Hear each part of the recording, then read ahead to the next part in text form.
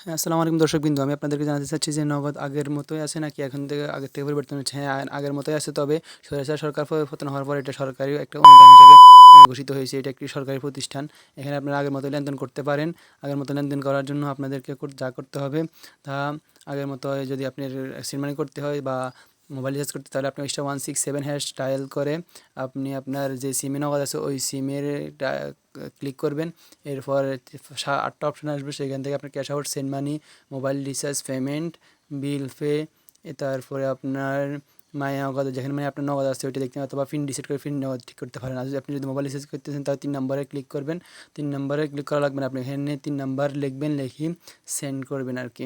3 number লিখে তারপর আপনি এটাকে সেন্ড করে দেবেন।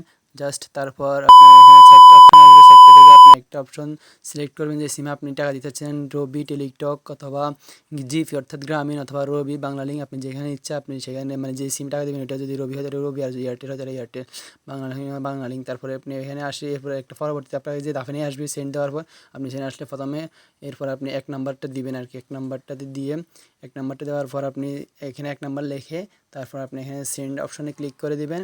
এরপর আপনি এখানে যে অ্যাকাউন্টে যে নাম্বারে টাকাটা পাঠাতে চাচ্ছেন ওই অ্যাকাউন্ট নাম্বারটা এখানে লিখবেন। জাস্ট আমি এখানে আমাদের একটা নগদ অ্যাকাউন্টে লিখে দিচ্ছি, যেখানে আমি টাকা পাঠাবো একটা দেখানোর জন্য বা বোঝানোর জন্য আমি একটা নগদ অ্যাকাউন্ট এখানে লিখে দিচ্ছি। নগদ অ্যাকাউন্ট লেখার পর আপনি এখানে যে মানে যেখানে টাকা পাঠাবেন ওই নাম্বারটা এখানে লিখে দিচ্ছি। এরপর আপনি এখানে শুধু সেন্ড করে দিবেন, সেন্ড অপশনে ক্লিক করে দিবেন।